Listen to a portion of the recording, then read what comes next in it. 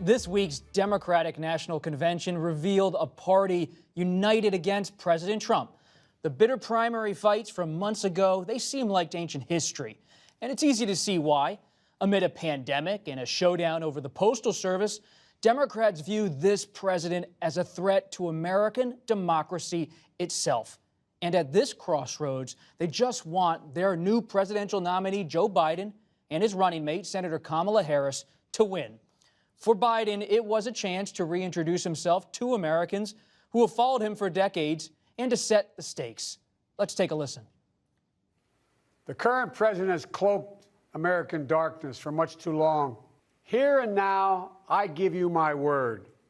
If you entrust me with the presidency, I will draw on the best of us, not the worst. I will be an ally of the light, not the darkness. Senator Harris, a former prosecutor, spoke about her story and the nation's racial reckoning. Let's be clear. There is no vaccine for racism. We've got to do the work. For George Floyd, for Breonna Taylor, for the lives of too many others to name, we've got to do the work to fulfill that promise of equal justice under law. Beyond those speeches, former President Barack Obama made history. The former leader of the free world warned that American democracy is at risk. They are counting on your cynicism. They know they can't win you over with their policies. So they're hoping to make it as hard as possible for you to vote and to convince you that your vote does not matter. That is how they win. That's how a democracy withers, until it's no democracy at all. A lot there, so let's get right to it. Joining me are four terrific reporters. Yamiche Alcindor, White House correspondent for the PBS NewsHour. Molly Ball, national political correspondent for Time Magazine. Hallie Jackson, chief White House correspondent for NBC News and anchor of MSNBC Live with Hallie Jackson. And Philip Rucker, White House bureau chief for The Washington Post. Molly, you wrote a big story for Time about this moment for Vice President Biden. Did he meet this moment after decades in politics?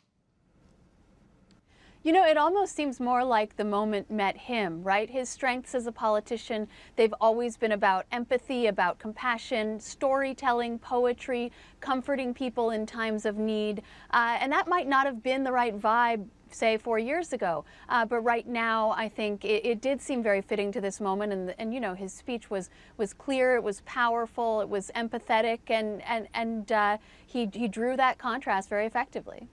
And Molly, a quick follow-up. You've written this terrific biography about Speaker Pelosi. When you talk to sources in her world and other veteran Democrats, how do they see this speech? Does this help the party carry it across the line this fall?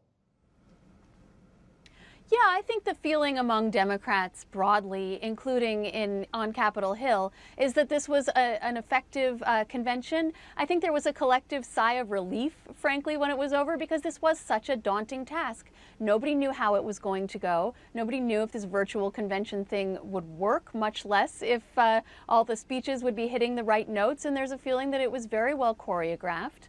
And that, you know, it held people's attention actually probably in a way that live conventions have not in recent years. Phil Rucker, what about the speech from President Obama, the way he framed this in such a dramatic fashion? Yeah, that was extraordinary, Bob. We've all seen a lot of speeches that Obama has given. I covered the Obama White House for a while and have never seen him deliver an address like that one. There was fear in his voice.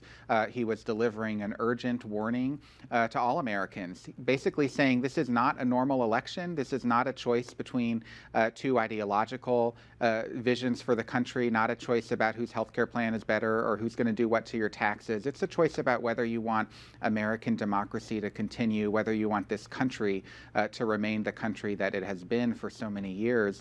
And effectively saying 4 more years of Donald Trump would seriously jeopardize all of that. Yamiche, 4 years ago in Philadelphia, we saw Senator Bernie Sanders and his supporters cause a bit of a ruckus. They were frustrated with the DNC and Secretary Clinton's campaign. This time around, a message of unity from Senator Sanders. Why was that? I think it's for the same reasons that Phil just laid out. Democrats feel this real sense of urgency to explain to the American people in their view that President Trump is dangerous to America and the future of America. President Trump is someone that Democrats see as evil in some ways. They didn't use that word, but when you listen to what they were saying, the ideas of light versus darkness, good versus bad, decent versus not, Joe Biden being a good man, they were essentially making the case that Donald Trump is not someone who's fit for the job, he's unqualified, but also that he doesn't have the decency to really work with America in this moment, in this pandemic. I think I was most struck by the fact that Michelle Obama was talking about this idea that you should still be going high. But when you saw Democrats and you saw what they were talking about, especially in her famous line, of course, when they go low, we go high, she was also saying at the same time, he can't grow into this job. He's not someone who's fit to be in office, and we have to get rid of him. I think that's what was the underlying thing there. And that's why you saw President Trump crisscrossing around the country, making this kind of the same argument from the Republican side, saying that Joe Biden is someone who failed the country. He's someone who would turn America into Venezuela. He was kind of talking in the same dire consequences and in the same dire rhetoric as Democrats were doing. Hallie, welcome back, not only to Washington Week, but to the White House beat. So glad to have you back from maternity leave, back working on it for NBC News and MSNBC. Hallie, when you're back now at the White House, talking to your sources there, how do they see this Democratic convention, and how does this shape how they prepare for their own convention next week? Yeah, it's a great question, Bob, and it's great to be back with you. Thank you for having me. I think that it can best be summed up, the attitude among the aides and advisors and sources close to the president that I've been talking to, in one of two rhymes. Take your pick, doom and gloom or dour and sour, as we heard from Kellyanne Conway earlier today. The Republicans and people close to the president are trying to paint this picture of the Democratic convention as one that was, in their view, negative for the most part, not entirely, but fairly negative as it portrayed the vision for the future, essentially because there were so many attacks against the president, so many attacks on his character and his judgment and his policies and what has happened over the last 4 years. It's why when I talk to folks, they're trying to say that next week the president is going to be more hopeful and uplifting. That said, this is still the American carnage president. His speech, I'm told, is likely to focus on things like safety and security, making the case for the next 4 years in those issues. The slate of speakers intended to kind of fan the flames of culture wars that we've seen around the country. I think that there is an acknowledgement among people around the president that Joe Biden did what he had to do in his speech. But at this point, they are trying to draw that contrast. You heard Yamiche mention the attack lines that we've heard on the White House beat from President Trump himself, that 4 years of a Biden-Harris presidency ticket, essentially if they win, would be socialism, right? To highlight that and bring that home next week, expect to see speakers who are from some of those places, Venezuela, Cuba, for example, talking about the perils and the dangers of socialism to really make that message hit home. And Phil, what about Senator Harris? How does the White House see her candidacy for VP? I'm being told by some Democrats that she's going to be very helpful to them in Wisconsin, Michigan, Pennsylvania, in terms of getting the whole Democratic coalition energized, and she's ready to take on VP Pence at that debate. Well, first of all, that was a historic moment earlier this week when Senator Harris formally accepted the vice presidential nomination, the first black woman to do so, also the first Asian American to be on a national ticket.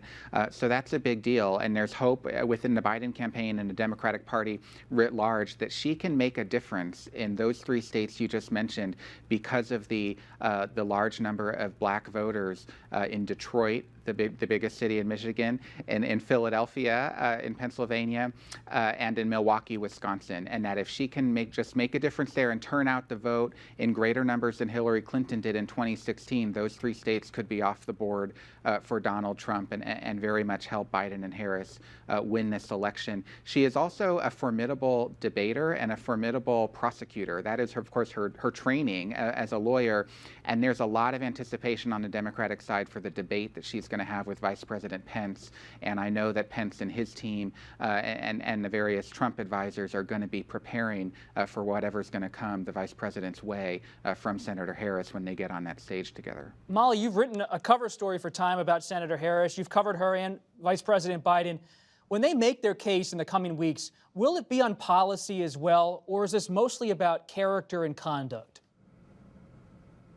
Well, if it's a continuity with the convention, it is going to be mostly about character. There was not a lot of emphasis on the policy agenda over the course of this convention, in part because the Democrats are trying to send the message that this is a really big tent, right? A tent full of people who brought together by Trump, that nothing else is really going to bring together a John Kasich and a Bernie Sanders, for example.